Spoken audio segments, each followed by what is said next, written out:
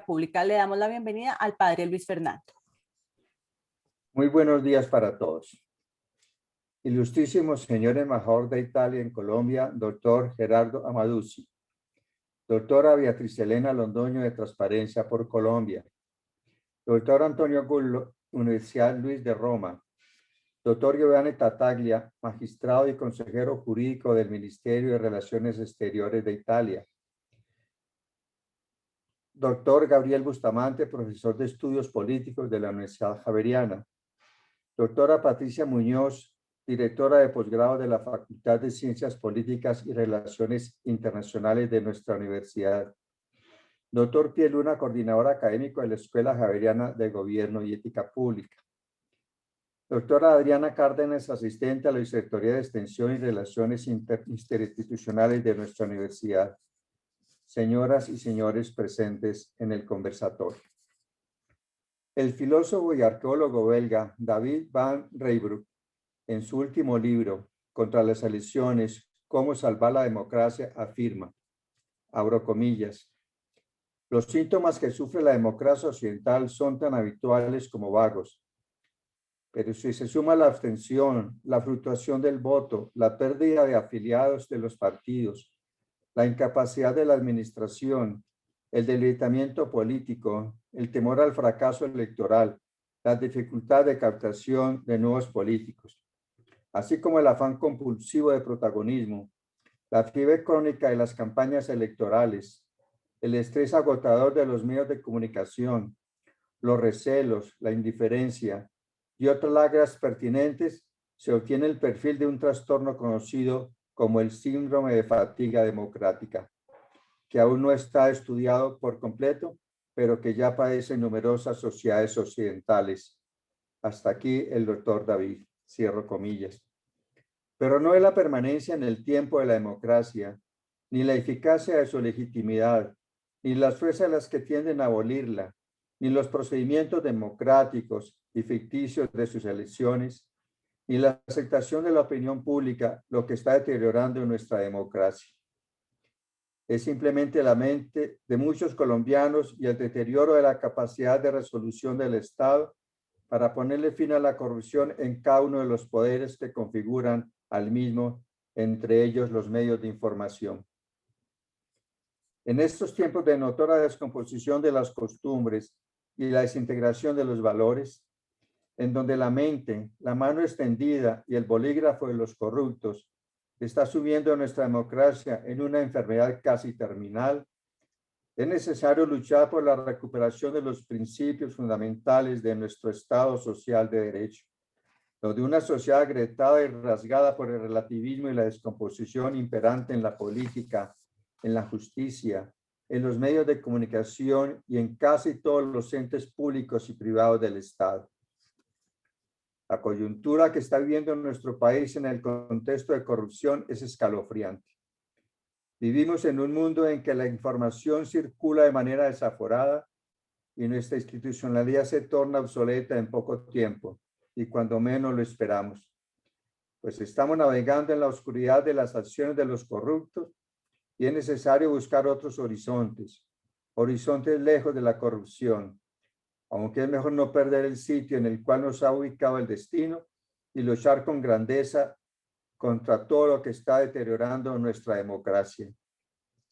No podemos ignorar que los axiomas y los éxitos pueden hacer de nosotros unos esclavos de los sentidos y será necesario descifrar lo indescifrable para poder penetrar y extirpar la metástasis de la corrupción en cada ente del Estado y evitar que las manipulaciones de las mentes de los corruptos y de los poderes ilegítimos que nos rodean y quieren ahogar nuestra lucha contra la democracia, le pongan fin a la democracia. Y aún cuando nuestra identidad como colombianos es decisiva al encontrar en crisis los sistemas políticos, las estructuras económicas, los referenciales éticos y los propios paradigmas científicos que sustentan la dignidad del ser humano, tenemos que alejarnos de las maniobras, de las intrigas y el dominio de conciencias sin escrúpulo o consideraciones perversas. Como colombianos, debemos obrar con pasión y con firmeza a la hora de declarar el curso de nuestra historia y los valores de nuestra democracia, sin eludir la constante búsqueda de la moral y la bondad. Proclamemos siempre la rectitud en todas nuestras acciones. Insistamos a tiempo y a destiempo, reprendiendo, reprochando, exhortando con todo estoicismo y deseando en todo momento el bienestar de la nación.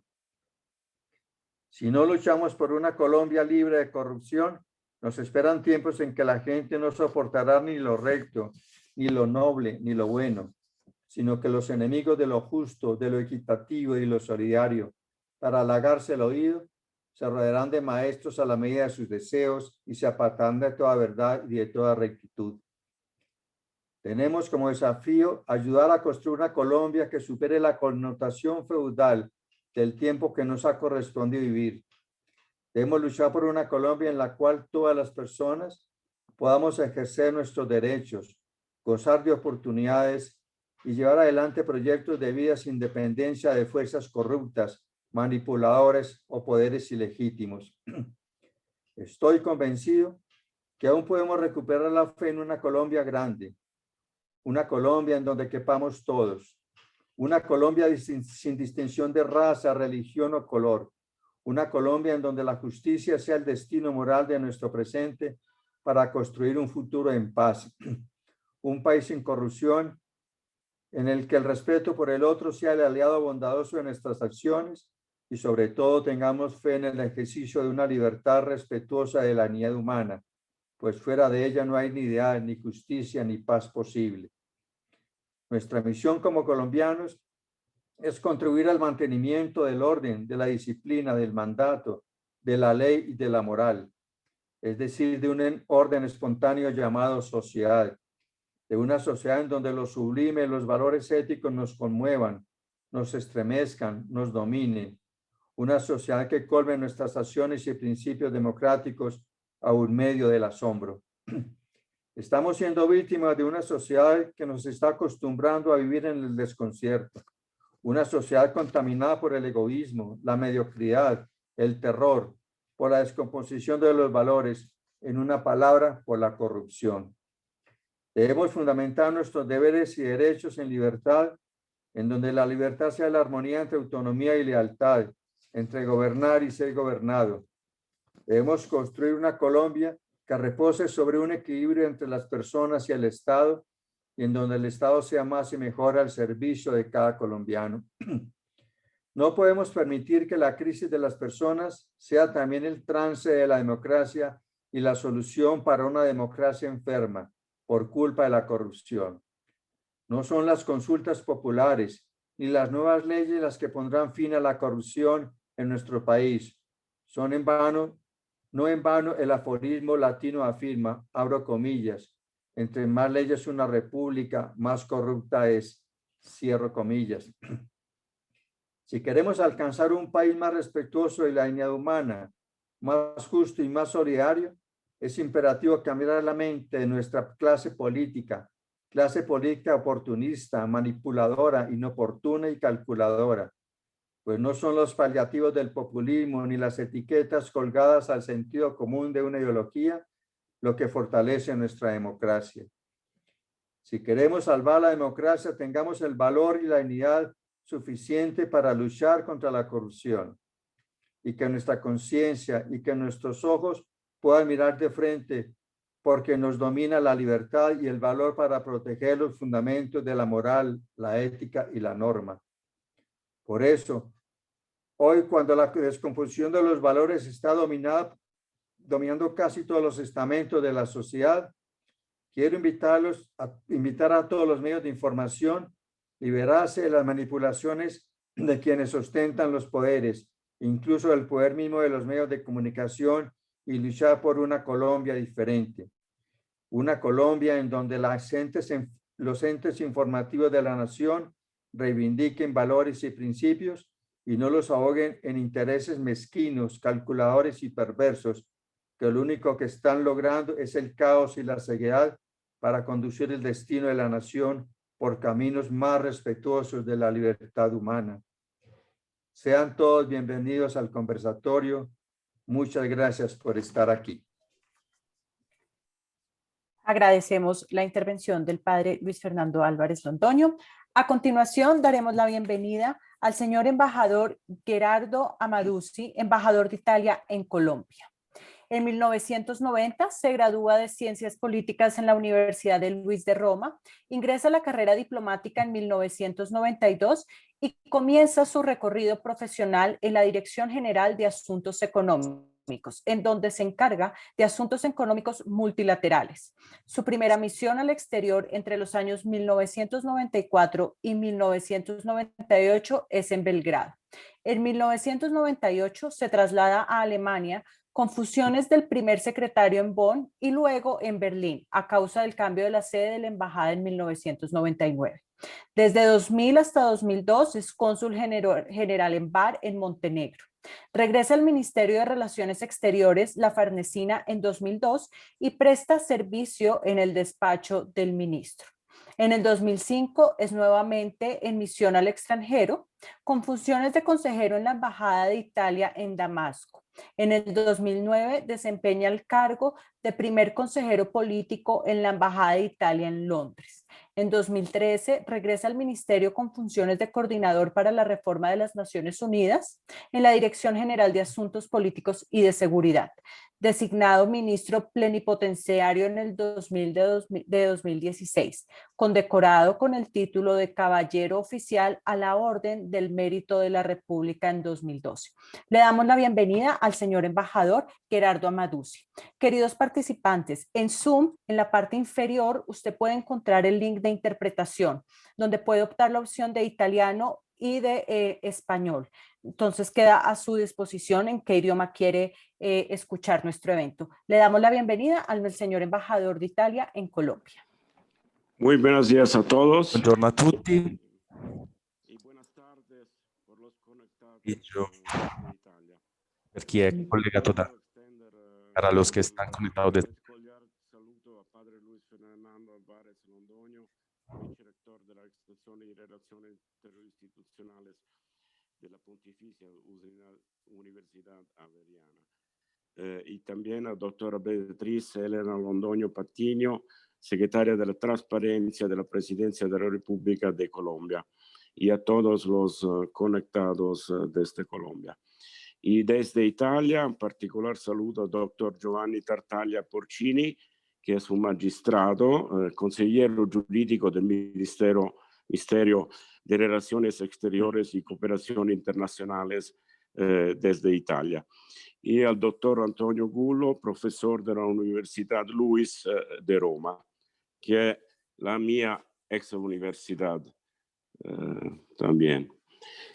No, agradezco sinceramente a la Universidad Javeriana por la organización de este interesante panel y por la invitación.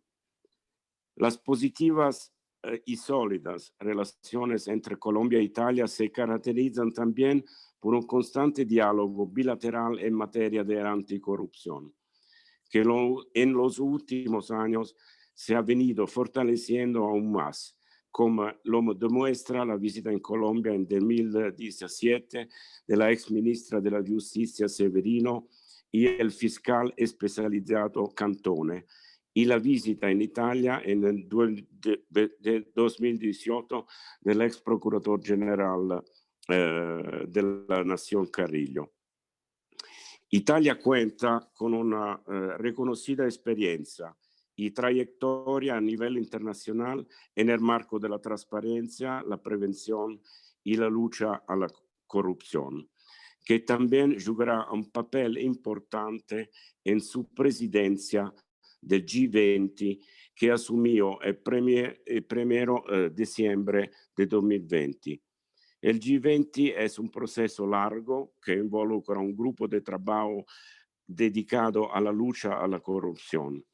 Este grupo es un organismo técnicamente muy destacado y produce documentos de alto nivel que ayudan y orientan la agenda global en este sector. La lucha a la corrupción es también uno de los asuntos más relevantes de la diplomacia jurídica, una iniciativa del Ministerio de Asuntos Exteriores y Cooperación Internacional de Italia. que se desarrolla para la armonización normativa y el fortalecimiento institucional. El tema de la lucha contra la corrupción es cada día más relevante y central a nivel nacional e internacional. El proyecto colombiano de ley 341 del 2020 es una clara demostración del compromiso del gobierno nacional y de Colombia en este sentido. Así como la idea colombiana presentada en 2019 por el muy lamentado entonces canciller Homs Trujillo de empezar una reflexión para la posible futura creación de una Corte Internacional Anticorrupción, con la cual Colombia se propone asumir una posición de liderazgo en el escenario internacional para fortalecer el régimen de lucha contra la corrupción. El compromiso de Colombia en la lucha a la corrupción a nivel mundial queda demostrado también a la luz de la opción que el país ha hecho de promover, junto con el Perú, la primera sesión especial de la Asamblea General de las Naciones Unidas dedicada a la lucha contra la corrupción, que se celebrará precisamente este año desde el 2 al 4 de junio. Estoy seguro que este foro permitirá, así como lo hizo en 2017, un interesante y constructivo intercambio de opiniones y experiencias. Y espero que sigan coordinando más iniciativas para profundizar el diálogo bilateral y para seguir estrechando los lazos de amistad y cooperación entre Colombia y Italia. Muchas gracias a todos y buena continuación. Agradecemos la intervención del señor embajador. A continuación, se dirigirá a ustedes la doctora Beatriz Elena Londoño, secretaria de Transparencia de la Presidencia de la República de Colombia, donde presentará el proyecto de la ley. Beatriz Elena Londoño es abogada, especialista en Derecho Financiero. Tiene experiencia en supervisión e investigación financiera, con énfasis en control de lavado de activos y financiación de terrorismo, así como del ejercicio ilegal de la actividad financiera y de las conductas de mercado financiero y de valores. La actual secretaria de Transparencia de la Presidencia de la República ha estado vinculada en diversas empresas del sector financiero, así como organismos de investigación y de supervisión del Estado. Durante su paso por la Superintendencia Financiera de Colombia, fue superintendente delegada para protección al consumidor financiero, superintendente de lavado de activos, directora de prevención de control de lavado de activos, intendente intermediaria del mercado cambiario y jefe de la división de República de Cambios. Damos la bienvenida a la doctora Beatriz Elena Londoño. Buenos días a todos, muchas gracias. Un saludo y agradecimiento muy especial a la universidad, a la Pontificia Universidad Javeriana, al padre Luis Fernando Álvarez Londoño, vicerrector de Extensión y Relaciones Interinstitucionales de la Pontificia Universidad Javeriana, al señor embajador de Italia en Colombia, doctor Gerardo Amaduzzi, a el doctor Antonio Gullo de la Universidad de Roma, al doctor Giovanni Tartaglia, magistrado y consejo jurídico del Ministerio de Relaciones Exteriores y Cooperación Internacional, a la doctora Patricia Muñoz, directora de posgrados de la Facultad de Ciencia Política y Relaciones Internacionales de la Universidad, al doctor Gabriel Bustamante, abogado, profesor de la Pontificia Universidad Javeriana, a todos los asistentes que están vinculados en este evento. Muchas gracias por la oportunidad que nos dan para la Vicepresidencia de la República, la doctora Marta Lucía Ramírez, y para nosotros de poderle presentar el proyecto de ley anticorrupción, el proyecto de ley 341 del 2020. Voy a tratar de compartir pantalla, aunque mi compañero Armando creo que va a pasar la presentación. ¿De qué se trata este proyecto de ley? Este proyecto de ley enfoca en unas múltiples tareas y fines que recogemos desde la Comisión Nacional de Moralización.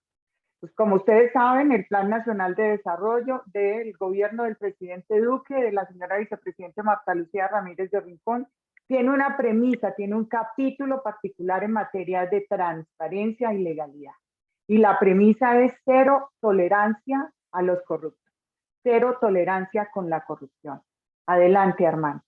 En esa medida, nosotros, desde la Vicepresidencia de la República y la Secretaría de Transparencia, como miembros de la Comisión Nacional de Moralización, en donde están sentadas las cabezas de todas las ramas del poder público, los organismos de control, los ministerios, presidida por el señor presidente de la República, vimos la necesidad de trabajar articuladamente un proyecto de ley que recogiera todas las iniciativas que en la materia, varias de las entidades que estamos ahí reunidas en esa comisión se habían presentado, algunas de las cuales no habían tenido un final legislativo.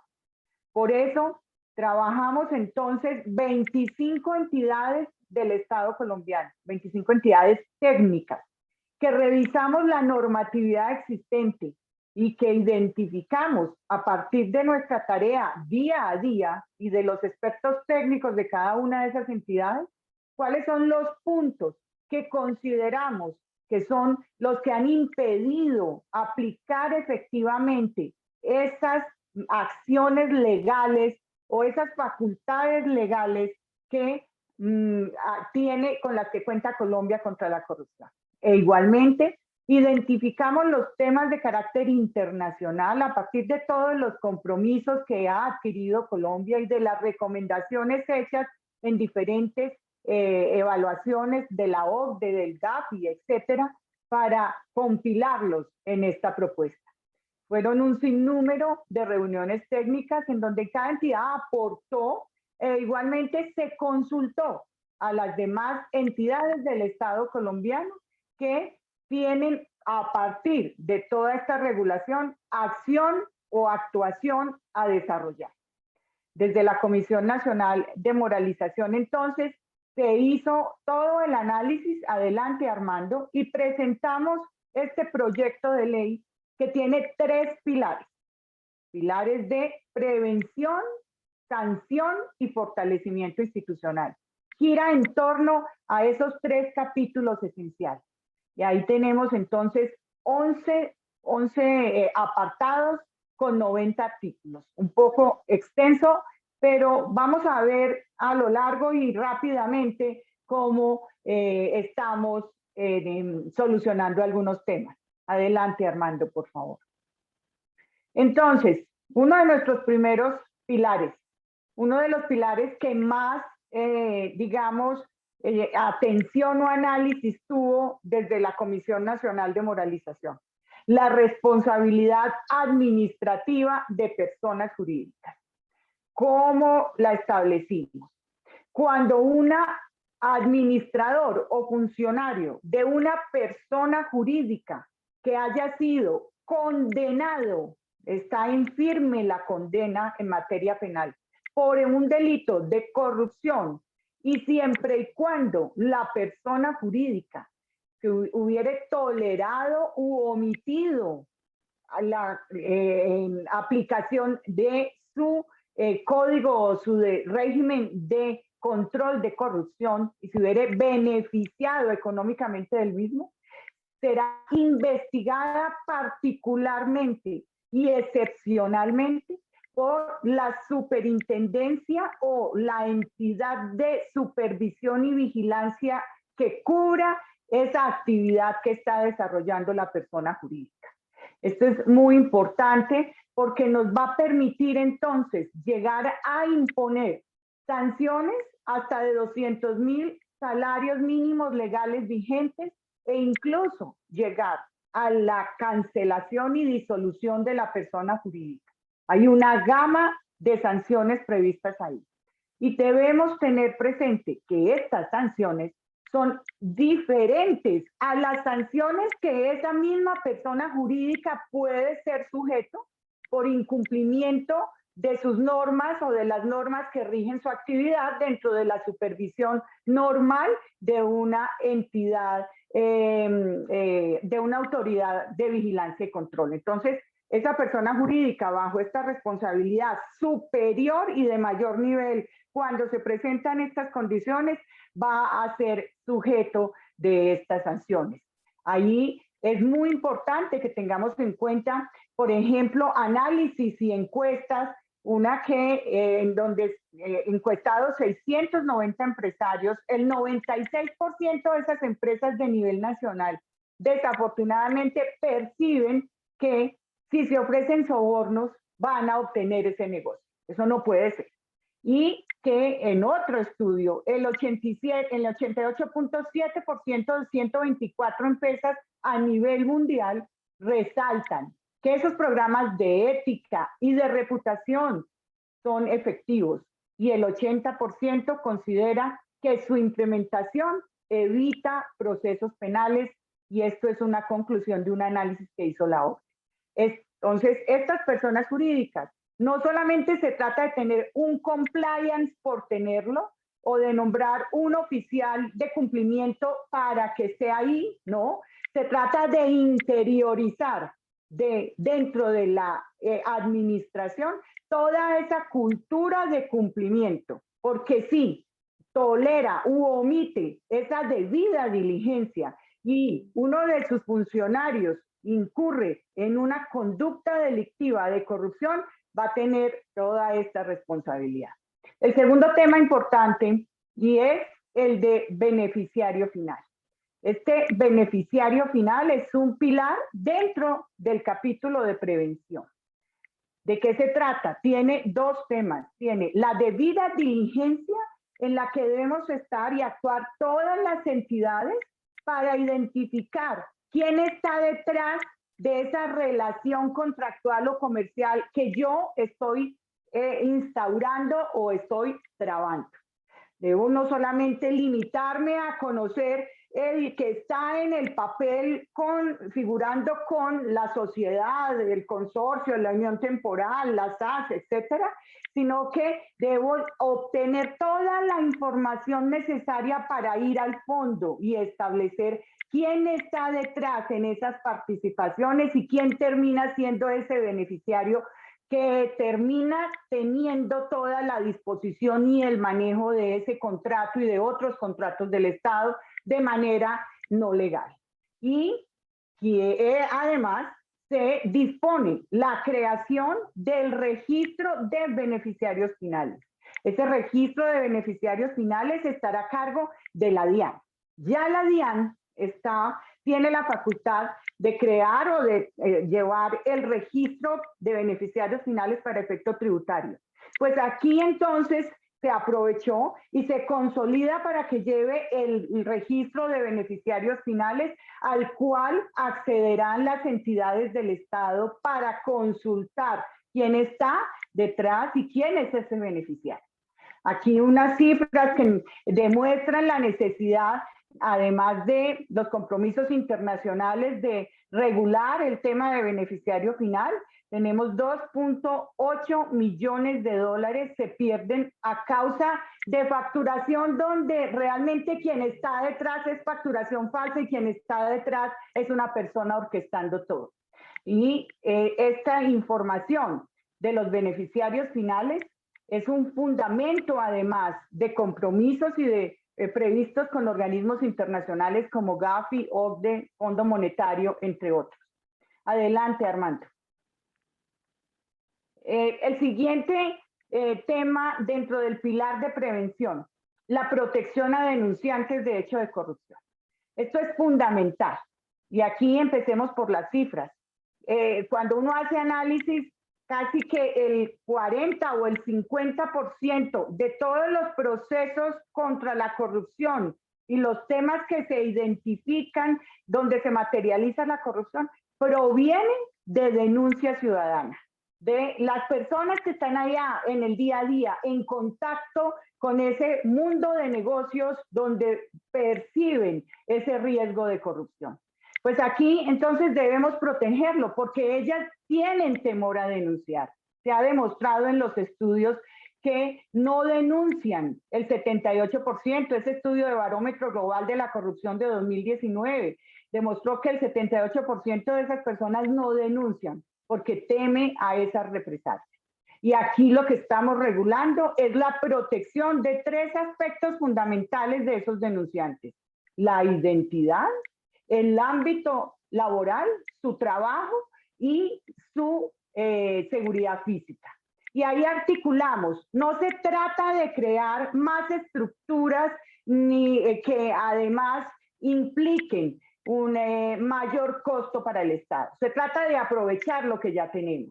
Entonces, ese denunciante, informante, reportante o aquel que rinda efectivo testimonio en un proceso de corrupción va a poder ver protegida su autoridad, su identidad, por la autoridad competente de investigación, sea en un proceso disciplinario, la Procuraduría, en un proceso penal, la Fiscalía, o en un proceso administrativo, la correspondiente entidad. El ámbito laboral, igualmente, la autoridad competente dentro de la estructura del Estado, o si se trata de un funcionario de una entidad de derecho privado, va a ser entonces con el Ministerio de Trabajo la relación de que se vele porque sí se proteja la identidad. Y de manera física, pues tenemos una estructura en el Estado colombiano que es la Unidad Nacional de Protección, y ahí se va a activar esa protección física. ¿En qué? En situaciones de riesgo extraordinario o extremo, ¿sí? Y entonces, cuando sea efectiva esa colaboración.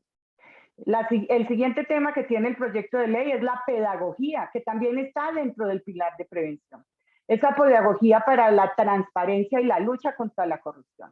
Y ahí prevemos temas relativos a las estrategias para fomentar la participación ciudadana en los contextos educativos. Y, por ejemplo, el tema del contralor estudiantil, un tema que se trabajó de la mano, todo esto, con la señora ministra de Educación, el contralor y todas las demás entidades de la mesa. Muy importante para que comencemos ese cambio desde la base, desde la educación básica, educación media y educación universitaria, para que volvamos a toda esta tradición de nuestros ancestros, a tener esa ética, esa cultura de protección de los recursos públicos y este deber de corresponsabilidad de que entre todos, sociedad, autoridades y desde cualquier nivel estemos alertas para informar, denunciar y no permitir ni ceder a hechos de corrupción.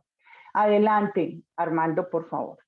Tenemos entonces en el siguiente capítulo el sistema de intercambio de información de lucha contra la corrupción. Y aquí queremos fortalecerlo. Ya hemos visto la utilidad que ha tenido, todo el vuelco que ha dado a partir del acto legislativo, la Contraloría en la efectividad contra la corrupción, al recibir información casi que en línea y al tener temas como Océano y la Diari, en donde articula, analiza y identifica para prevenir. Pero como ustedes saben, los organismos de control son organismos independientes que por ley tienen una reserva particular y que acceden a esa información para efectos de sus competencias. Trabajamos en coordinación, pero hay información que necesita el Estado colombiano, información que manejan todas las autoridades del Estado colombiano y que no se articula. Y que si la uniéramos bajo una ciencia de datos, bajo una analítica, en donde todos estuviéramos aprovechando los resultados y fijando unos objetivos para atacar desde todos los aristas a esos corruptos y prevenir que vuelva a ocurrir esa situación o a que se vuelva a presentar el riesgo en la entidad, vamos a ser mucho más efectivos. Entonces, ahí estamos reforzando el Observatorio Anticorrupción que tiene la Secretaría de Transparencia, observatorio que acaba de lanzar a partir de diciembre la señora vicepresidente el portal Anticorrupción de Colombia, PACO, en donde ustedes ahí en un solo sitio están encontrando de manera fácil un tablero de control que les permite identificar, analizar desde todas las aristas la contratación pública en Colombia, que como saben la tenemos en una plataforma SECOP, administrada por Colombia Compra Eficiente. Además, analizar la información objeto de las personas que han sido condenadas o han sido sancionadas por Procuraduría o Contraloría de manera fiscal, monitorear mapas de calor de los sectores y de los territorios donde se presenta más riesgo, etcétera. Eso lo estamos fortaleciendo dentro del proyecto de ley. También se está creando un centro de información y análisis de reacción inmediata, que va de la mano con una directriz del señor presidente que lo llamamos coloquialmente bloque de autoridades y que el término legal es Comisión Intersectorial contra la Corrupción. Y ahí buscamos entonces componer todo ese sistema de detección y alertas tempranas. El siguiente tema que tenemos son las disposiciones en materia de daño y reparación de afectados por actos de corrupción. Y ahí lo mencionaba el padre Álvarez, y lo está mencionando ahora, todos lo tenemos en la mente, y es, pues frente a esta crisis presupuestal, frente a esta reforma que nos vemos abocados, donde todos vamos a aportar para salir adelante y para mantener todo este compromiso social. Es necesario que esos corruptos que han sido condenados por temas de corrupción, en tantos hechos que ahora están refrescando desafortunadamente años atrás, Reficar y muchos otros donde hay miles de millones, paguen e indemnicen y se active de verdad esa responsabilidad para que la comunidad, que es la que está allá recibiendo el efecto perverso de la corrupción, viendo que no se construyen sus escuelas, viendo que no tiene las vías de comunicación y de acceso para sacar sus productos, lleve una porción de indemnización a partir de esos dineros que se quiten y que se incauten. Ahí hemos trabajado esas disposiciones de daño y reparación con las entidades como autoridades con competencia en la materia. Otro tema dentro del pilar de prevención y sanción, los dos pilares, es las disposiciones en materia contractual para la moralización y la transparencia. Hay un grupo de artículos, uno muy particular, el de la contabilidad por centro de costos. Ese es un artículo que expresamente pidió la señora vicepresidente Marta Lucía Ramírez de Rincón que se incluyera.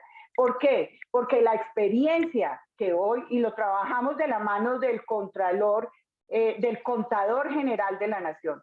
Hoy en día hay contratistas del Estado que tienen simultáneamente varios contratos al tiempo y que no llevan de manera ordenada o separada ese ingreso y esas cuentas de cada uno de ellos. Y lo impide y dificulta mucho más hacer ese seguimiento y trazabilidad. Pues ese contratista que llegue a tener más de una relación contractual con el Estado, para cada una de esas relaciones dentro de su contabilidad va a tener que manejar esa relación a través de centro de costos. Tenemos igual aplicación de principios de contratación en regímenes exceptuados, como por ejemplo el PAE, contratos PAE de alimentación escolar, donde se prevé expresamente que se puedan incorporar las cláusulas exorbitantes, esas cláusulas que permiten llegar a caducidad, esas cláusulas unilaterales a favor del Estado colombiano cuando se encuentra que ese contratista ha incumplido temas tan importantes como la alimentación de los niños o la construcción de la infraestructura escolar. Adelante, Armando. Tenemos el fortalecimiento administrativo. Aquí hay entonces temas de responsabilidad fiscal. Esto es un tema particular propuesto por el señor Contralor en el sentido de que aquellas personas que no siendo gestores fiscales causen daño a bienes públicos serán sujetos de responsabilidad fiscal. Esos que dañan los transmilenios, dañan los bienes públicos creyendo que con eso estamos están ganando como ciudadanos cuando lo que están es retrocediendo en los avances que tenemos como país. Las mejoras en los planes anticorrupción público. En el sistema público colombiano tenemos toda una estructura de control que se llama MIPG. Dentro de ese MIPG hay diversos temas que van desde la integridad actual íntegro de los funcionarios, etcétera.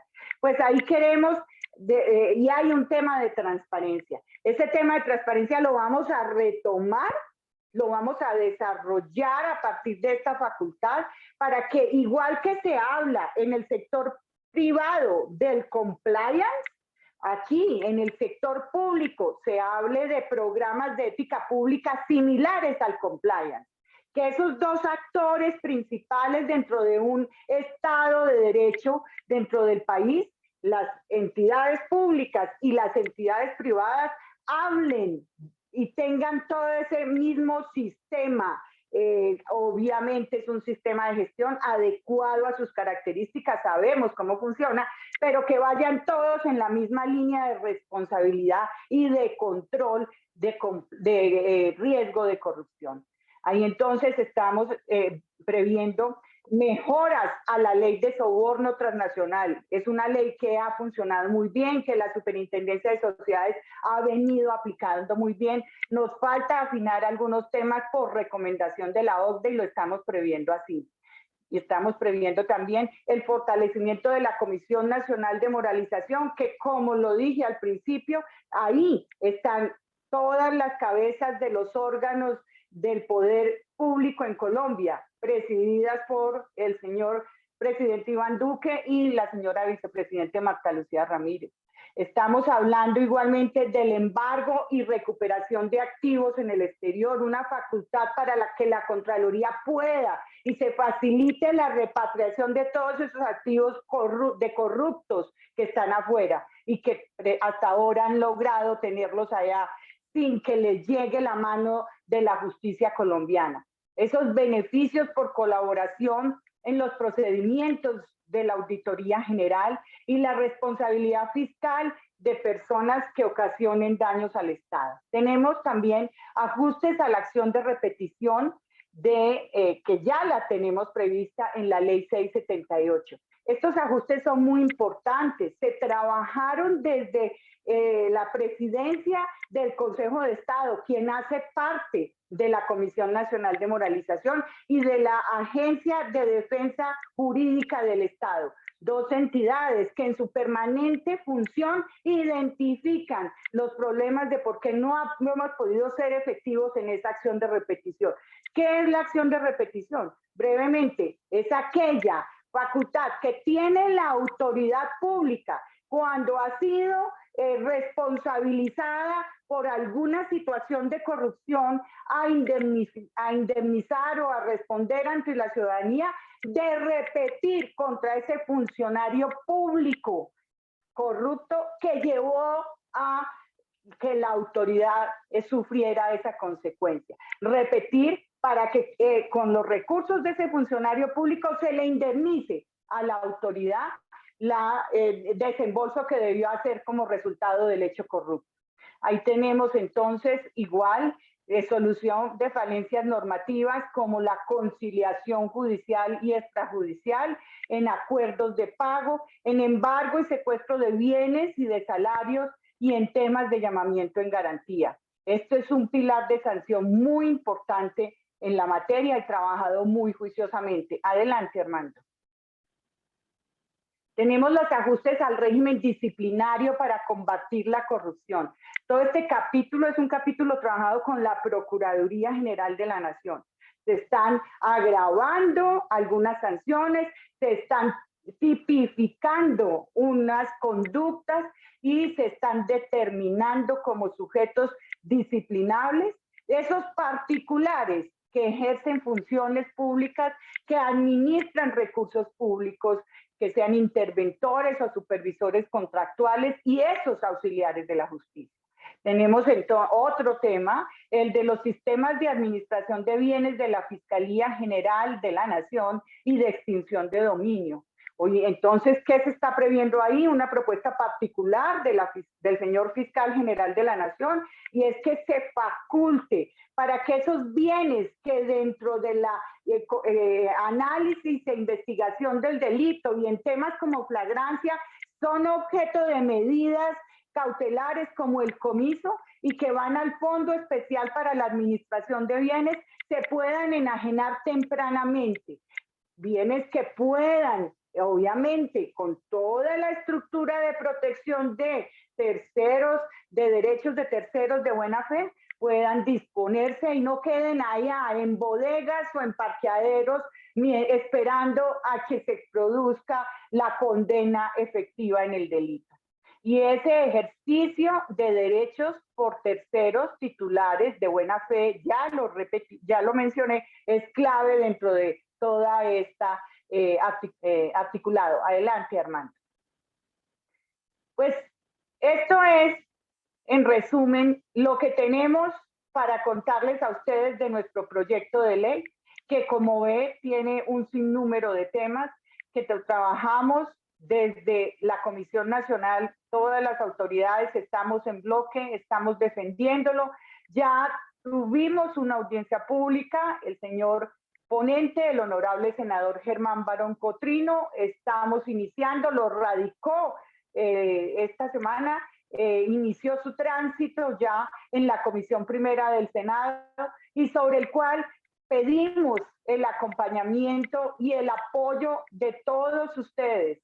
Estamos atentos y muy expectantes para la aprobación, para que este proyecto de ley, que es un compromiso desde la comisión del señor presidente Iván Duque Márquez, se convierta en ley y Colombia quede al nivel de las mejores legislaciones internacionales y con herramientas para más efectividad contra este fenómeno que nos está afectando de tan grande manera en Colombia. Muchas gracias.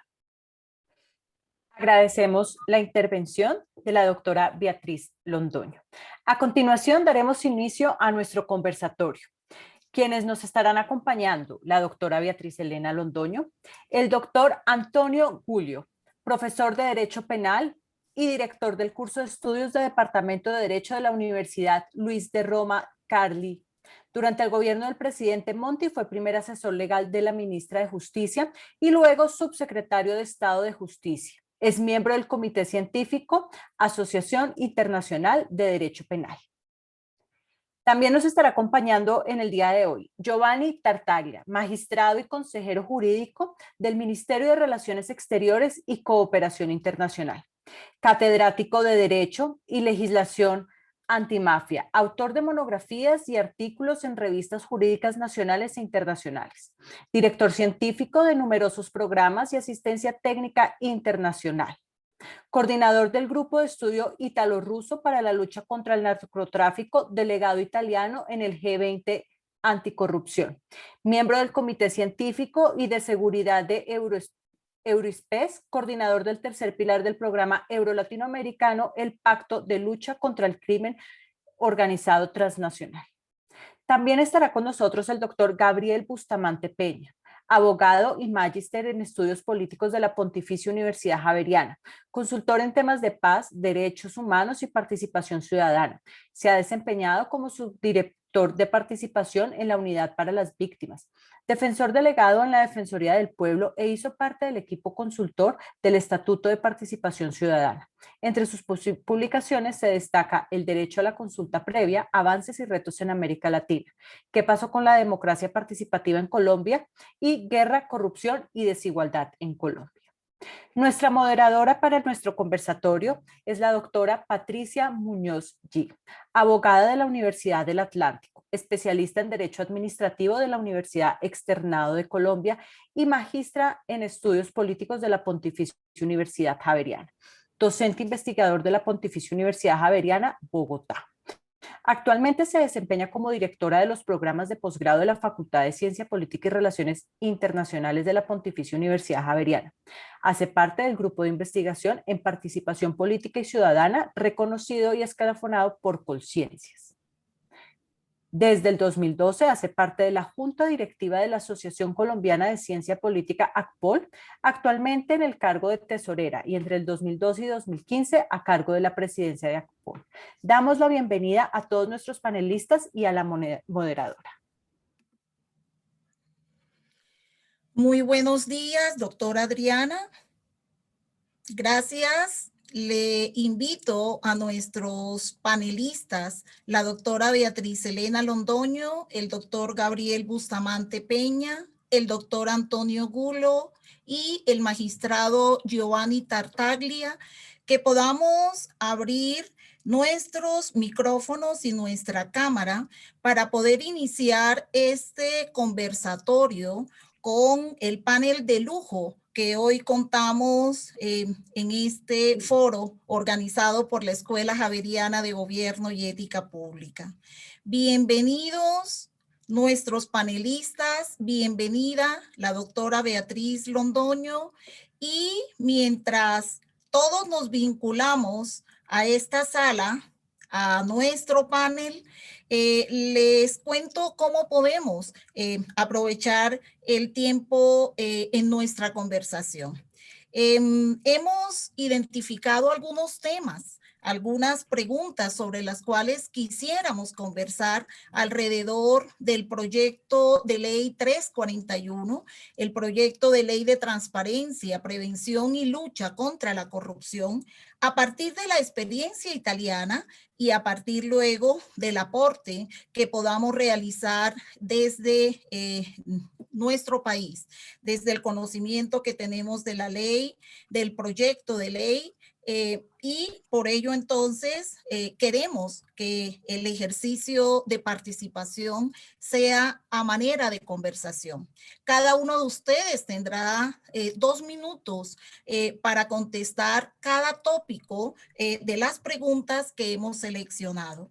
¿Qué tópicos les propongo que conversemos? Sobre la efectividad, sobre los beneficios, sobre los castigos, sobre las sanciones económicas, los montos económicos, y si nos alcanza el tiempo, llegaremos a la retroactividad. Cada uno de los temas, desde la experiencia, desde el conocimiento, desde los aportes que podamos hacer en la experiencia italiana de nuestros 2 panelistas y la experiencia en el país. Iniciaría entonces con una primera pregunta para los 4 panelistas. ¿Existe consenso, y luego de escuchar la exposición de la doctora Beatriz, creo que aún más, sobre la necesidad de la expedición de una ley de prevención y de lucha contra la corrupción? En torno a la efectividad de esta ley, ¿cuál ha sido la experiencia en Italia?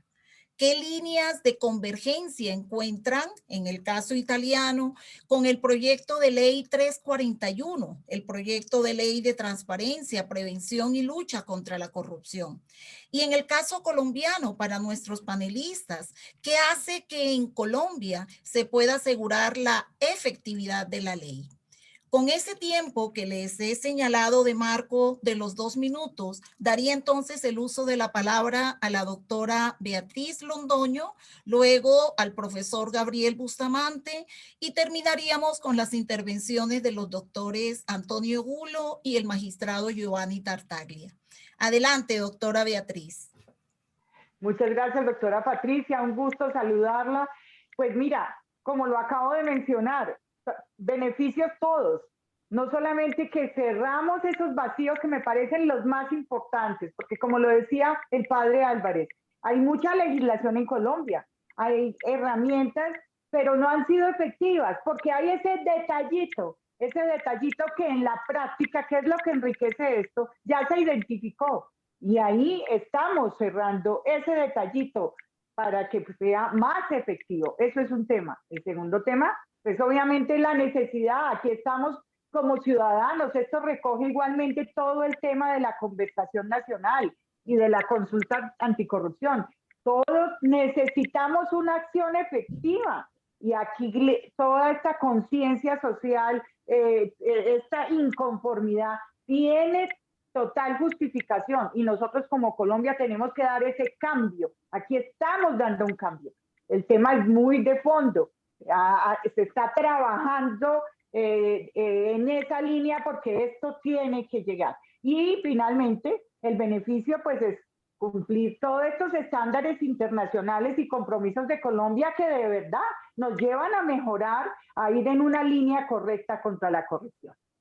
Muchas gracias, doctora Beatriz. Doctor Gabriel, adelante. Bueno, muy buenos días, muy buenas tardes para la gente que se está conectando desde Italia. Básicamente, ¿qué les diría yo? Miren, en primer lugar, todo instrumento, toda herramienta que luche contra la corrupción en un escenario como el colombiano, que está signado por la violencia histórica y por la corrupción que va sobre la cima de esa violencia, pues es un instrumento que debe ser bienvenido. Y esto creo que se suma a muchos otros esfuerzos que el Estado colombiano ha venido haciendo en ese sentido. Yo mencionaría dos con los que quiero dialogar respecto a la pregunta.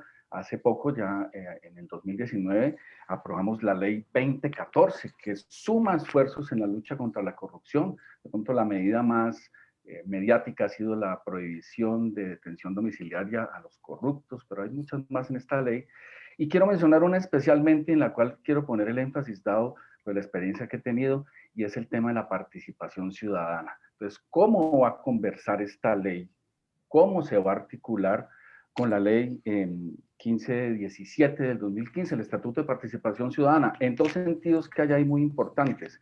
Uno, que hay un gran capítulo de control social donde se le da una gran cantidad de herramientas, de garantías, de mecanismos a toda una serie de aparatos ciudadanos que tenemos para hacer control social, los consejos de juventud, las juntas de acción comunal, los consejos de mujeres, las mesas de víctimas, que más adelante me voy a referir a ellas en el término de que las víctimas como tal son víctimas del conflicto armado y víctimas de la corrupción. Hay una relación intrínseca muy interesante. Entonces, ¿cómo vamos a aplicar esto? Que es la pregunta concreta. Pues bienvenida a la ley, pero recordemos que las leyes por sí solas no cambian comportamientos. Hay dos escenarios fundamentales que hay que trabajar, que los menciona la ley, habrá que profundizar mucho más en ellos. El primero es el tema de la ética, entonces se avanza mucho con todos estos pactos de transparencia, con todos estos temas de pedagogía. Y el último es el de la cultura.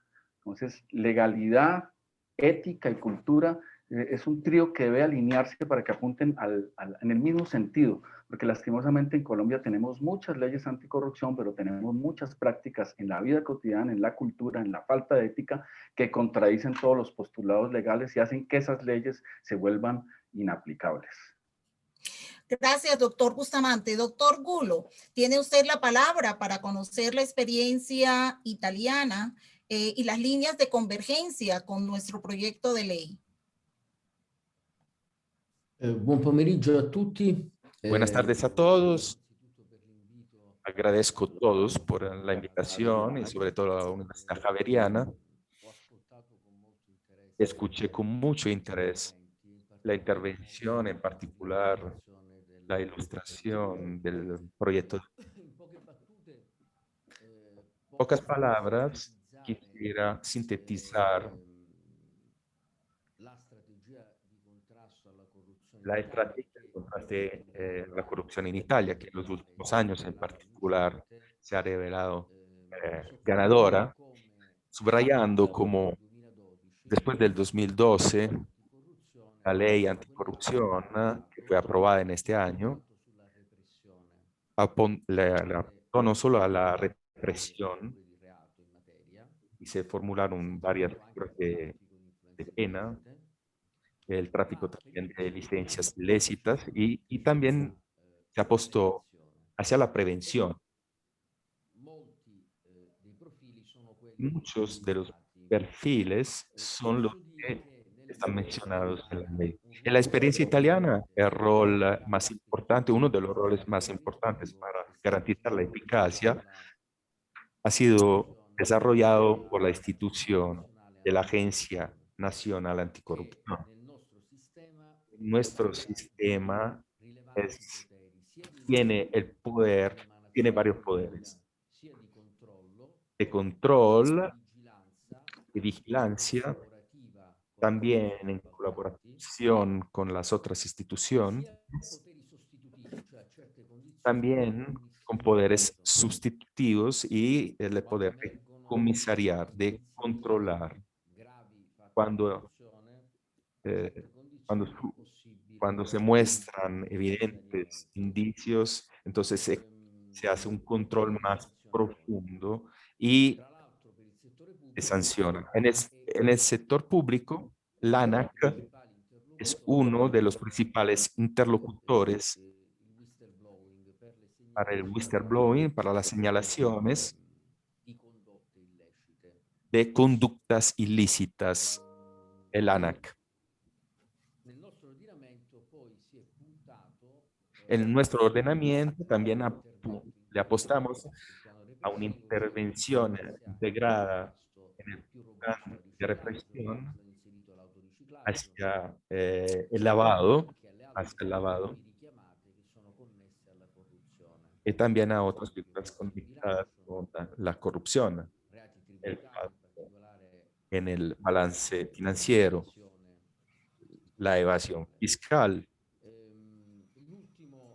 El último, los aspectos son en el plan de prevención, apostarle a las normas dirigidas a evitar conflictos de intereses, por un lado, y asegurar la transparencia, por otro lado, desde el punto de vista de la represión y de las sanciones. Las sanciones son muy parecidas a las del proyecto colombiano. Hay que prever la responsabilidad de las personas jurídicas, más allá al lado de la responsabilidad de las personas, de los individuos. Le damos el uso de la palabra. Doctor Gulo, por favor, adelante. Doctor Gulo, sí, siga adelante. Estaba terminando los modelos organizativos que tienen función de prevención.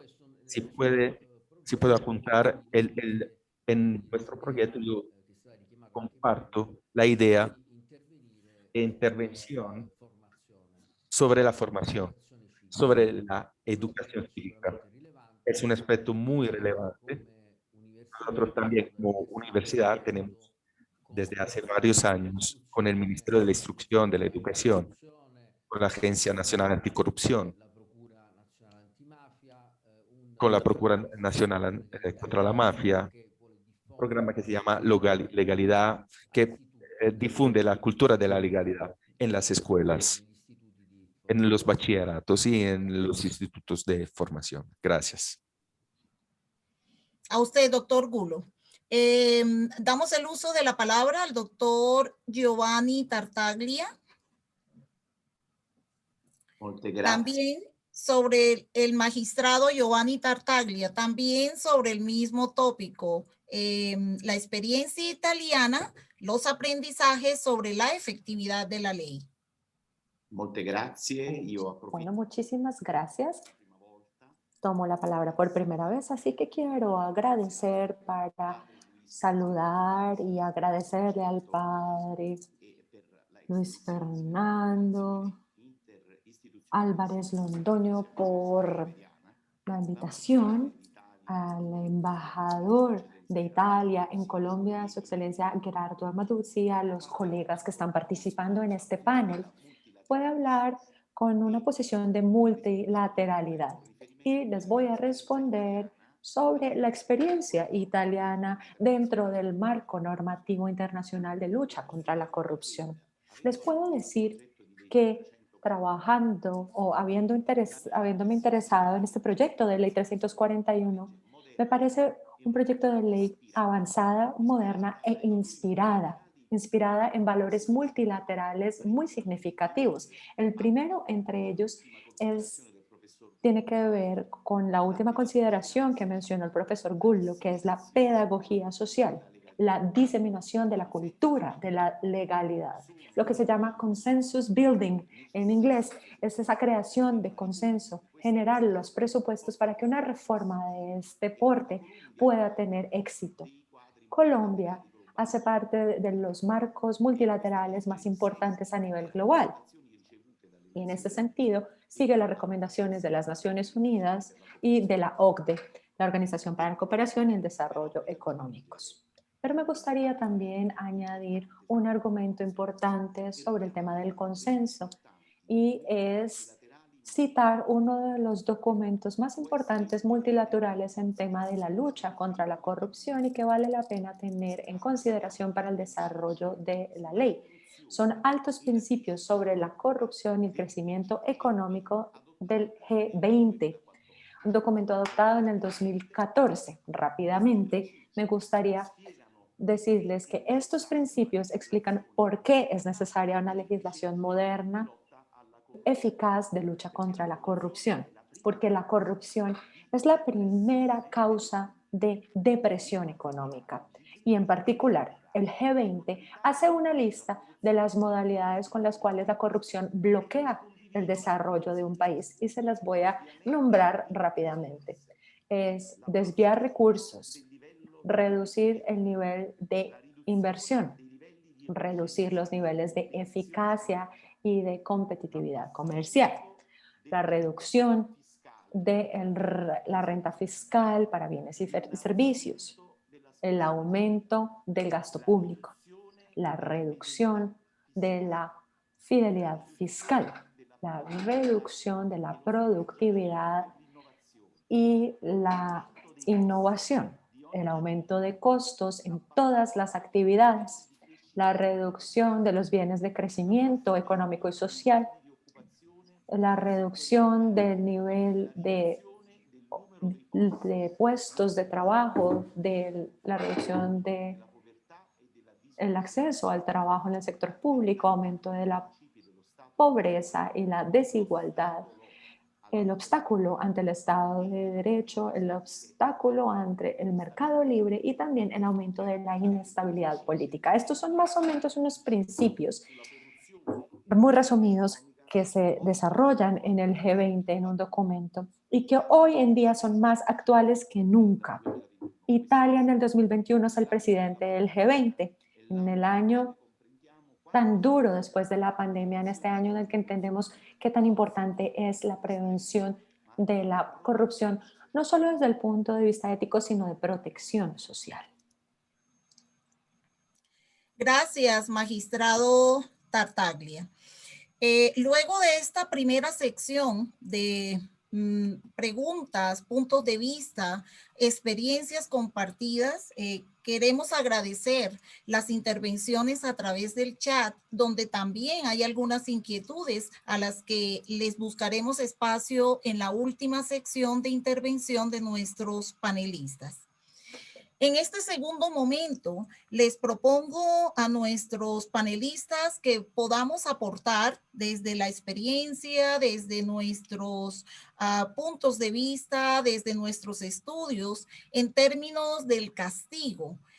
¿Cuál ha sido la experiencia con relación al castigo? Con la expedición de la norma anticorrupción en Italia, se modificaron las normativas vigentes en materia de sanción a los corruptos. En Colombia se modificarán. ¿Qué podemos aportar en este sentido? Doctora Beatriz, tiene usted la palabra. Muchas gracias, Patricia. Sí, ese es un cambio, creo que es uno de los temas de todos, uno de los más importantes del proyecto, acompañado del tema de protección de testigos. Si me permite, doctora Patricia, antes de abordar su pregunta, quisiera hacer un breve comentario. ¿Cómo empata esto en la pregunta que hacía el profesor Bustamante, de cómo se entrelaza esto precisamente con esa ley tan importante que se aprobó en el 2020 de participación? Y empata perfecto, porque es que aquí lo que buscamos es precisamente proteger a esas personas que participan, estimular, engranar, que esa participación señala esa bandera, esa alerta, y se vea canalizada a través de todo este mecanismo de denuncia y de protección. Creo que se complementan. Totalmente de acuerdo, esta corresponsabilidad es importante y hay que estimularla. Hay que llevar a la ciudadanía con hechos a que de verdad elimine esa frase que dice, pues uno para qué denuncia si termina enredado uno y el señor es responsable y no le pasa nada. Eso tiene que cambiar y estos son uno de los pasos fundamentales. Ahora, en cuanto a su pregunta del castigo, pues nosotros aquí tenemos este tema en la responsabilidad de las personas jurídicas, ya lo mencioné, no me quiero extender. Lo que sí quiero es, hoy en día no existe esa responsabilidad. Hoy en día, por mutuo propio e incluso porque estas grandes empresas transnacionales tienen que cumplir desde sus matrices normas de cumplimiento, de compliance, de control de corrupción, pero en Colombia eso tiene que dejar de ser buena voluntad. Eso tiene que convertirse en una obligación en donde entremos no solamente las empresas, miembros de grupos o filiales de multinacionales, sino todas las empresas colombianas a todos los niveles, obviamente adecuado a sus características como todo un sistema de gestión. Ahí mencionaba, por ejemplo, me permiten traer a colación, tuvimos un evento con la señora vicepresidente el año pasado, suscribimos uno de los pactos de integridad, ahí está con Cámara de Comercio de Bogotá, nos unimos en un pacto de integridad con la Cámara para a través de la Cámara irrigar todas estas buenas prácticas en las sociedades registradas en Cámara de Comercio de Bogotá, y ahí participó la secretaria de Desarrollo Económico del distrito y nos llamó mucho la atención, a mí particularmente, porque demostró cómo con estadísticas en esta crisis que venimos con esta pandemia el año pasado, todo el cierre de sociedades y de MIPYMES que se había registrado, las que habían sobrevivido eran aquellas que tenían esos altos estándares, esa organización, eso acompañado de esa gobernanza. O sea que este tema les lleva a conducta de responsabilidad y además les da como utilidad a todas las empresas generación de valor. Se ha demostrado que todas esas empresas que en ese momento de la disyuntiva gano dinero y me dejo llevar o me sostengo, a largo plazo son estas las que permanecen, las que generan valor, las que atraen inversión, las que generan desarrollo y equidad. Entonces es indispensable de corrupción. Y el otro tema de castigo también es clave y es de verdad que estas personas que cometen delitos de corrupción, que defraudan, que se llevan miles de millones, de verdad sufran la extinción, se le quiten de verdad todos esos recursos, porque de otra forma esto sería un saco roto donde no vamos a llegar a fin. Muchas gracias, doctora Patricia. Muchas gracias, doctor Gabriel. Aprovechemos una de las preguntas que nos formulan desde el chat Eulalia Duarte y que tiene relación con el tema del castigo para que usted nos pueda aportar.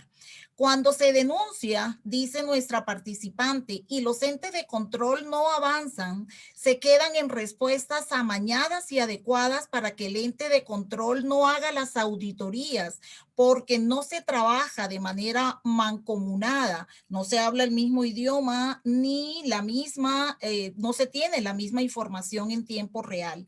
Y luego cuenta de una experiencia en una entidad distrital a la que denunció y comenta que el avance de las investigaciones es lento y entre tanto se mantiene la posibilidad de continuar haciendo contratos de una manera amañada y corrupta. Doctor Gabriel, adelante. Muchas gracias. Sí, efectivamente, digamos, complementando un poco lo que decía la Secretaría de Transparencia tan acertadamente, hay que fortalecer precisamente todo ese capital social que pueda ayudarnos a hacer ese control a los recursos públicos, y creo que este proyecto de ley es una oportunidad muy grande. De ahí que yo haría un llamado a que en las audiencias públicas se supla pronto esta ausencia que hubo de las veedurías, los comités de vigilancia, por ejemplo, de las empresas de salud, de servicios públicos, que creo que tienen muchas cosas que aportar en la lógica de la pregunta que están diciendo aquí, porque cuando se va a la materialidad de la denuncia, de querer proteger los recursos públicos, la gente, inclusive las organizaciones que desde la sociedad civil y desinteresadamente se dedican a esto, lo que encuentran es una descoordinación con los órganos de control y precisamente es una serie de obstáculos que impiden el ejercicio de ese control de los recursos públicos. Complementado con esto están las sanciones. Me gusta mucho de este proyecto de ley que nos saca de la lógica individual y punitiva, nos saca inclusive de esa discusión que hemos tenido siempre en corrupción, que algunos llaman que es populismo punitivo. Uno no conoce a alguien que por 15 años de cárcel robe, pero por 20 no. La gente igual, con esa intención que tiene y ese desprecio por lo público y esa intención delictiva va a robar. Pues ahí sabemos hace mucho tiempo que no está la solución. Por eso digo que me gusta mucho y termino ahí con las sanciones que trae esto. Primero lo saca la lógica individual, lo ponen las personas jurídicas, las empresas, las transnacionales, los consorcios, nos manda la responsabilidad de estos colectivos que habían pasado, perdón la palabra, de agache en estas discusiones, y también nos saca esa lógica punitiva y nos pone en lógicas muy interesantes como algunas que mencionó la secretaria. Yo simplemente menciono aquí las multas. Creo que aquí un tema de dinero es mucho más efectivo, las extinciones de dominio. Este tema de inhabilidades para contratar es clave. Uno ve las mismas empresas que se robaron los programas, por ejemplo, de alimentación escolar, volviendo a contratar todos los años. El tema de, por ejemplo, me parece muy interesante una sanción que va en la lógica de la cultura, que va en la lógica de la ética, como es la sanción de publicitar los actos de corrupción que han cometido las empresas, pero además obligar a la empresa a que pague la pauta sobre la cual se va a publicitar, se va a mostrar al público ese acto de corrupción y la sanción. Y obviamente muy bueno y muy buen avance de que se saque a estas empresas de todo beneficio tributario o todo beneficio que pueda derivar de un recurso que salga del gobierno si han cometido los actos de corrupción. Entonces, cierro con esto. Me parece que es un avance importante las sanciones que se están planteando en este proyecto de ley. Muchas gracias, doctor Gabriel. Al doctor Antonio Gulo le queremos entonces indagar sobre la experiencia italiana frente a los castigos, la dosificación de los castigos y las ventajas que esta situación pudo traer en la lucha contra la corrupción. Adelante, doctor Gulo. Grazie mille. Come è stato prima... Como ha sido antes mencionado por el Tartaglia, el proyecto que ha sido mostrado, encontramos el problema de los institutos que han sido experimentados para la lucha contra la corrupción. Desde el punto de vista, es interesante comparar con nuestras realidades. Yo también quiero saludar al embajador, con el cual que también estudió en la misma universidad donde yo trabajo. En el pasado ha habido oportunidad de intercambio con la Universidad Javeriana y la posibilidad de comparar las realidades. Nuestro sistema en el 2012 se reformó. También el comparto penalístico, por lo cual nosotros tenemos para contrastar la corrupción de unas penas muy elevadas, muy altas. Hay penas para las personas jurídicas muy parecidas a las que ustedes quieren introducir. Por lo que veo, entiendo que no es posible intervención temporal para las empresas, pero por lo que veo, por el resto, veo todas las otras sanciones, las sanciones pecuniarias para las administraciones públicas. Para nosotros implementamos secuestrar los bienes patrimoniales según la lógica por la cual la criminalidad la ganancia no tiene que pagar. Los otros aspectos están vinculados con las lógicas de la cooperación entre sector público y sector privado. O sea, pedir a las empresas que construyan programas de prevención del delito, con la posibilidad, en el caso en el cual encuentren de forma eficaz las medidas de prevención,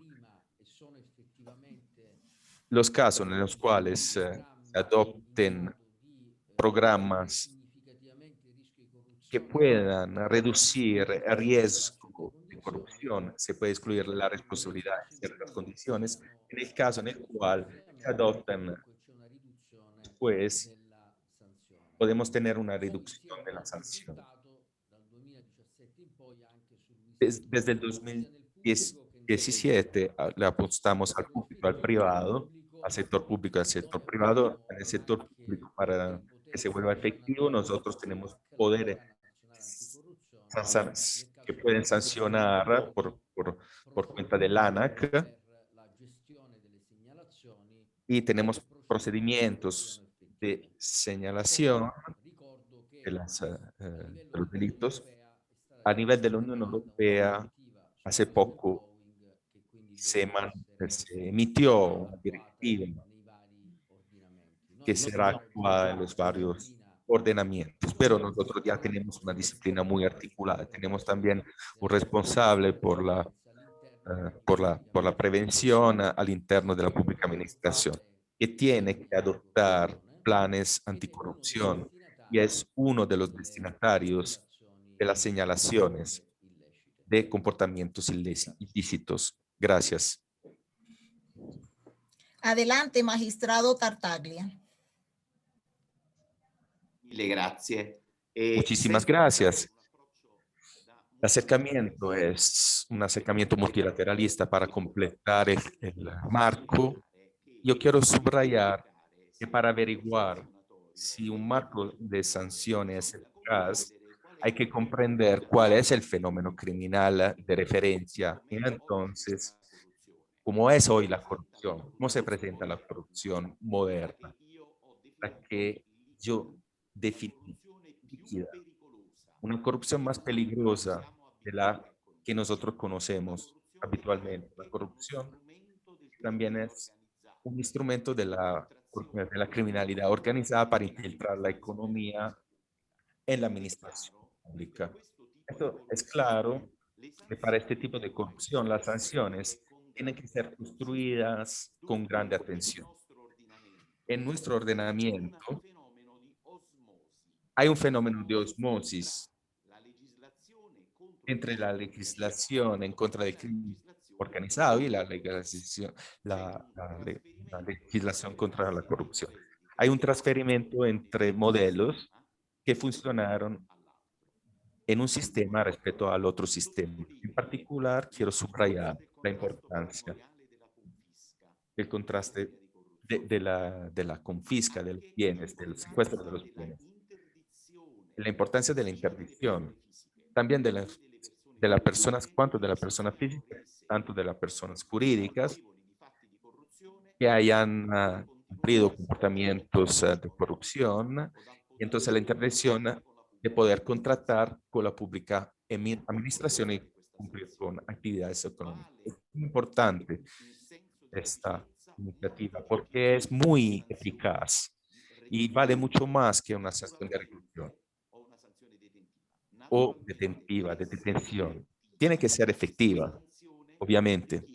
Esta sanción requiere un registro, existe un registro eficaz sobre la transparencia de los beneficiarios efectivos.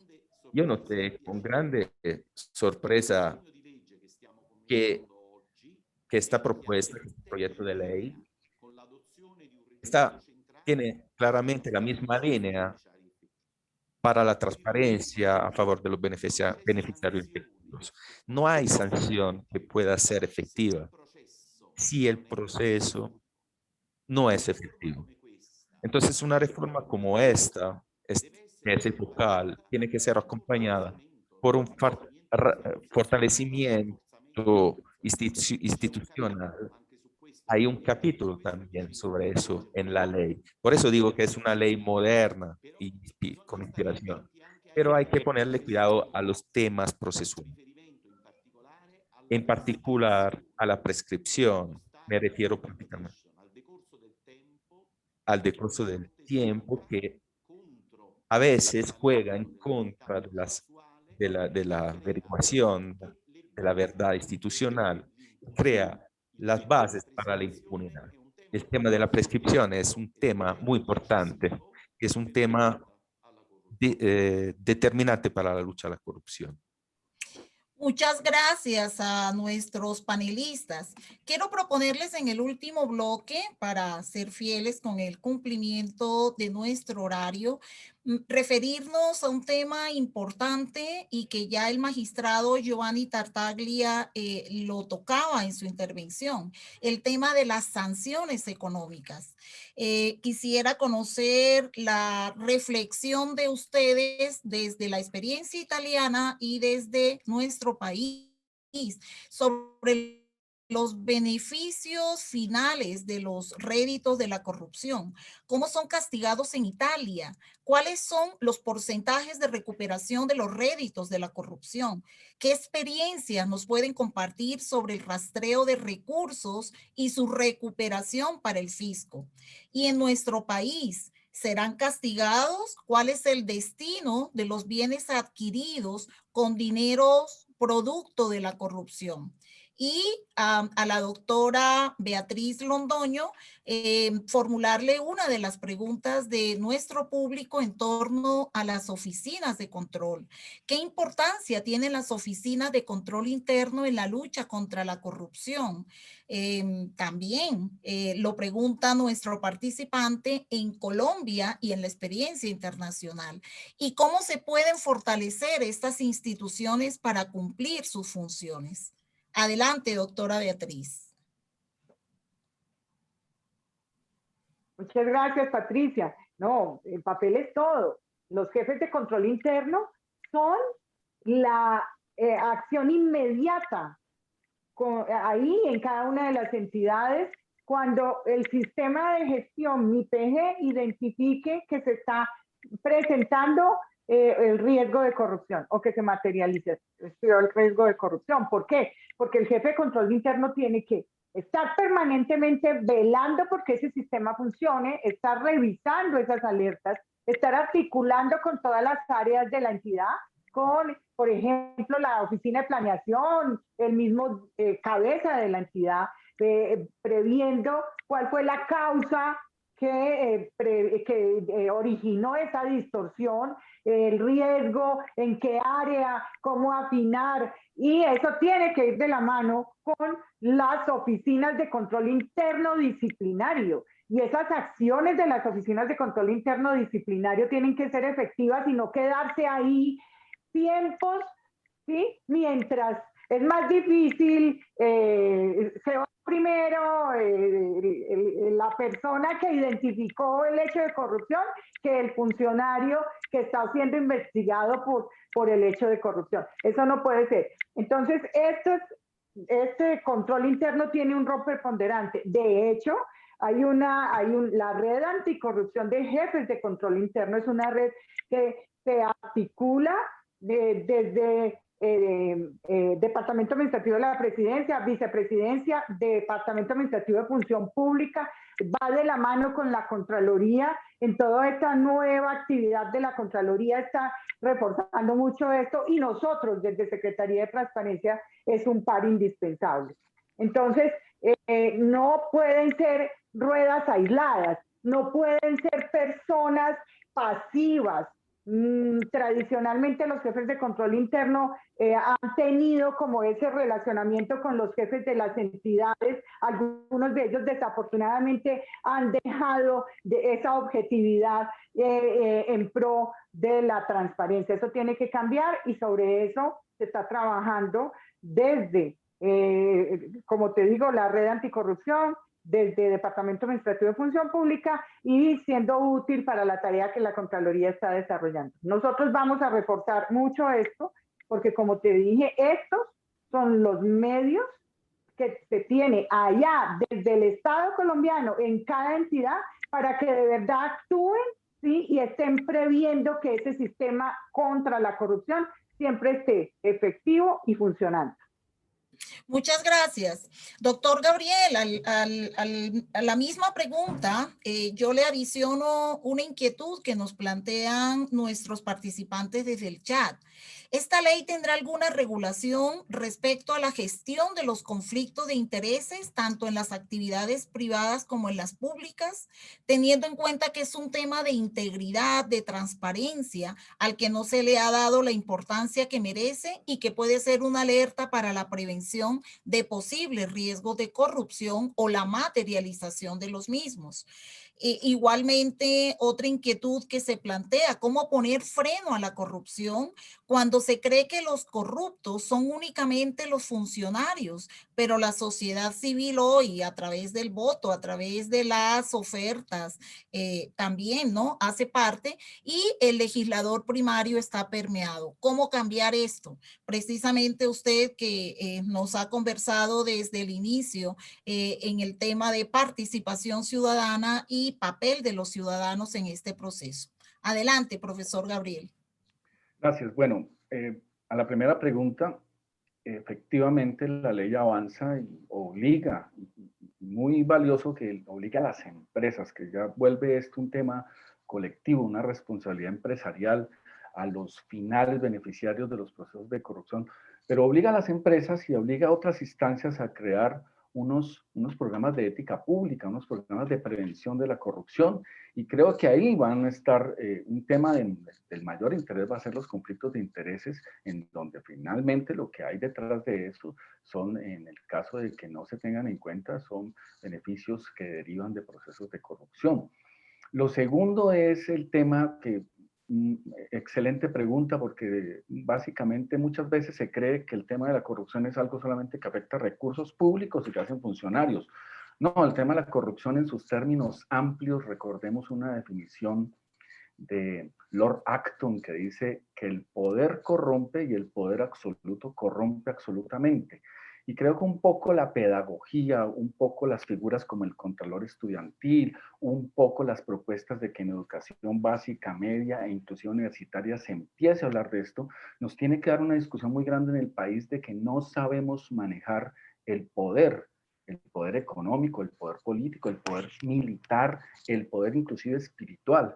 Hay una, digamos, hay una inversión de los valores muy complicada. Ustedes recuerden cuando a un candidato a la alcaldía de Bogotá le preguntaron si él compraría votos para evitar que un candidato corrupto ganara las elecciones. Su respuesta tajante fue sí, yo compraría votos para evitar eso. Ese candidato fue elegido alcalde, hoy está preso por corrupción, porque entendemos por pragmatismo que es hacer todo a como de lugar, cuando el pragmatismo es una escuela filosófica que nos habla de la responsabilidad de nuestros actos. Pero si usted le pregunta a cualquiera qué es pragmatismo, el concepto que le va a dar va a ser bastante desalentador. Quiero simplemente cerrar esto con una reflexión que viene al lugar por el término de a dónde van los dineros del castigo, y es lo valioso que tiene este proyecto de ley desde la teoría del daño.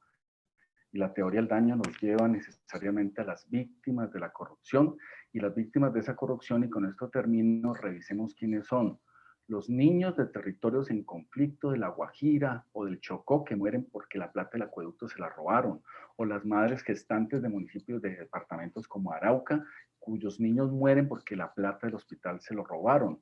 O un tercer y último ejemplo, las víctimas de las avalanchas como las de Mocoa, son víctimas de corrupción por viviendas construidas en zonas de alto riesgo donde no se podía construir vivienda. Entonces, el tema de que hayamos puesto, el tema del daño, de las víctimas del daño de la corrupción y de las indemnizaciones a esas víctimas de la corrupción, creo que es algo muy positivo que le aplica y le da un ingrediente más a esta discusión tan sensible como es la corrupción en Colombia. Muchas gracias, doctor Gabriel. Doctor Antonio Gulo, adelante, compartiéndonos la experiencia italiana sobre las sanciones económicas, los beneficiarios finales, los réditos de la corrupción. ¿Qué ocurre o qué ha ocurrido con la aplicación de la ley en Italia? Adelante, doctor Gulo. Per quanto riguarda il contrasto... Ok. Lo que se refiere a contrarrestar la corrupción, también desde el punto de vista de lo que tiene que ver con los réditos de la corrupción, en nuestro sistema, en nuestros últimos años se ha estructurado. ¿Y qué se estructuró? Un cuadro, un marco muy articulado que apunta hacia la extinción de dominio tradicional y que primero que todo se interpretaba y ahora en realidad ya tiene una previsión normativa que tiene que ver con el caso de crímenes de asociación que estén asociados a otros crímenes de corrupción y que ahora se pueden aplicar según la lógica que explicaba el doctor Tartaglia antes, permiten aplicar unas medidas de prevención, un sistema para luchar contra el crimen organizado y que antes se basaban sobre una lógica y que hoy en día pueden ser utilizados también para lo que tenga que ver la lucha contra la corrupción. Entonces, bajo este perfil, desde el 2012 hasta hoy, en nuestro sistema ha visto en general como un fortalecimiento institucionalidad. Y también tiene que ver con sentencias mínimas y con penas que ya han aumentado. Por ejemplo, la hipótesis de corrupción tiene un mínimo de 6 años, que es bastante alta comparado con lo que era hace algunos años, y la introducción de nuevas formas de extensión de dominio también sumada a figuras asimilables a bienes privados o de reparación, indemnización pecuniaria que tienen que ser aplicados en la actualidad. Por otro lado, se introdujeron también unas reducciones de pena o causas no punibles y esto tiene que ver con sanciones de personas físicas en hipótesis y dependiendo de los casos que son en casos de colaboración o de denuncia del pacto corrupto. Entonces, desde este punto de vista, nosotros hoy en día tenemos ya una serie de instrumentos y de herramientas, también desde el punto de vista de la ablación patrimonial, que son bastante estructurados. Muchas gracias, doctor Gulo y magistrado Giovanni Tartaglia, para el cierre de nuestro panel, por favor, su intervención. Molte grazie. Posso dire Sí, muchísimas gracias. Es importante siempre, mirando a la experiencia internacional multilateral, también lo que se hace de los bienes incautados. ¿Cuál es la destinación final de los bienes incautados y cómo se administran y para cuáles finalidades se orientan? En nuestro ordenamiento, la cantidad de los bienes es tan elevada que tenemos que instituir una agencia que tenga la responsabilidad de la administración de los bienes secuestrados. Hablamos de bienes de todos los delitos, no solo en materia de corrupción. Esta agencia está siendo muy valiente porque hay algo del pensamiento lógico jurídico que caracteriza nuestro ordenamiento. Me refiero a la destinación y a las fines sociales de los bienes adquiridos de la corrupción y de los otros delitos. Quiero decir que se prefiere destinar estos bienes para actividades de fines sociales y que esto quede muy claro a la sociedad de estas actividades de crimen. Así combatimos cada fenómeno de tolerancia hacia el crimen y hacia la corrupción. Porque privamos el autor del crimen del prestigio, del hecho de tener bienes y dinero y tener influencia económica y política y social en el control del territorio. Pero también sobre eso es importante para comprender que para alcanzar estos resultados no es suficiente adoptar una ley. Hay que operar según una lógica multinivel. Y en particular, la metodología internacional sobre este punto prevé 4 distintos pasajes. El primero es lo de adoptar una nueva ley. Entonces, pero también hay necesidad de hacer formación profesional para los operadores de justicia, fortalecimiento institucional de todos los sujetos institucionales involucrados en la prevención y en el contraste hacia la corrupción. Y también, como decía al principio, el consensus building, la creación de valores que acompañan la legalidad del Estado de Derecho. Es muy importante, y concluyo con eso, trabajar a nivel internacional. Entonces, intercambiar modelos, compartir experiencias. Y en esto, nuestro Ministerio de Relaciones Exteriores, por ejemplo, lanzó un programa que tiene el nombre de 2 grandes magistrados, Giovanni Falcone y Paolo Borsellino. Esta iniciativa se dirige a toda América Latina y también a Colombia, que aceptó este tipo de aporte de asistencia técnica con mucho entusiasmo.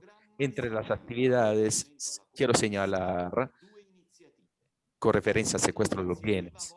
La primera es una iniciativa para aumentar secuestro en términos de identificación de los bienes provenientes de la corrupción. Y la segunda es para volver los procedimientos desde el secuestro a la incautación de los bienes, para volverla más rápida, más ágil y más segura. Es un programa por lo cual Italia tiene mucho orgullo y no tiene sentido llevarlo adelante si no hay una condivisión de intentos con nuestros países que son socios en esta experiencia. Entonces, quiero decir que el número más alto de inscripciones en nuestros cursos de formación organizados por el Ministerio del Exterior, el número más alto es justo de funcionarios y magistrados colombianos, el número más alto de participantes a los cursos. Gracias. Muchas gracias a nuestros 4 panelistas con la intervención del magistrado Giovanni Tartaglia y el agradecimiento al doctor Antonio Julio, al doctor Gabriel Bustamante, a la doctora Beatriz Elena Londoño. Damos por terminado nuestro panel. Gracias por las preguntas que nos han formulado a través del chat y que muy seguramente corresponderán a futuros trabajos de nuestra escuela Javeriana de Gobierno y Ética Pública. Muchas gracias a todos por acompañarnos hasta esta hora y le doy la palabra a la doctora Adriana Cárdenas con la manito levantada de la doctora Beatriz Londoño. Muchas gracias, doctora Patricia. Doctora Beatriz, si quieres cuéntanos, sí, no te preocupes, dale y ya después doy el cierre de nuestro evento.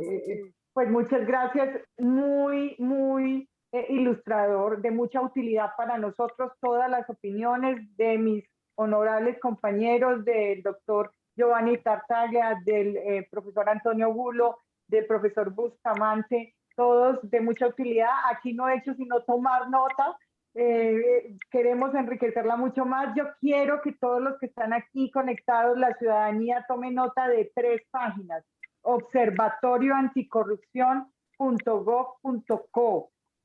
Segundo, secretariatransparencia.gov.co. Y el último, portal.paco.gov.co. 3 herramientas que desde la Secretaría de Transparencia estamos poniendo a disposición y queremos fortalecer y enlazan perfectamente con todo esto. Utilícenla, apropienla. Y finalmente, este reto es de todos. Este reto de apropiar esta ley como nuestra, sea usted estudiante, sea ciudadano, uno como funcionario, el reto igualmente de llevar a toda esa rama judicial, esa capacitación que menciona el doctor Tartaglia es fundamental para nosotros. Desde ya levanto la mano aquí para todos los compañeros de la Secretaría de Transparencia. Mil gracias por esta oportunidad de contarles este proyecto de ley que esperamos nos acompañen en él. Muchas gracias. Muchas gracias, doctora Beatriz. Agradezco muchísimo la participación de todos nuestros panelistas, las palabras del señor embajador. Agradezco las palabras del padre Luis Fernando Álvarez Londoño y, por supuesto, el acompañamiento de nuestra gran moderadora, la doctora Patricia. Esperamos que nos sigan acompañando en todos nuestros eventos académicos de la Escuela Javeriana de Gobierno y Ética Pública y del Observatorio de Gobierno y TIC. Una muy feliz tarde para todos. Por favor, se cuidan mucho, que estén muy bien.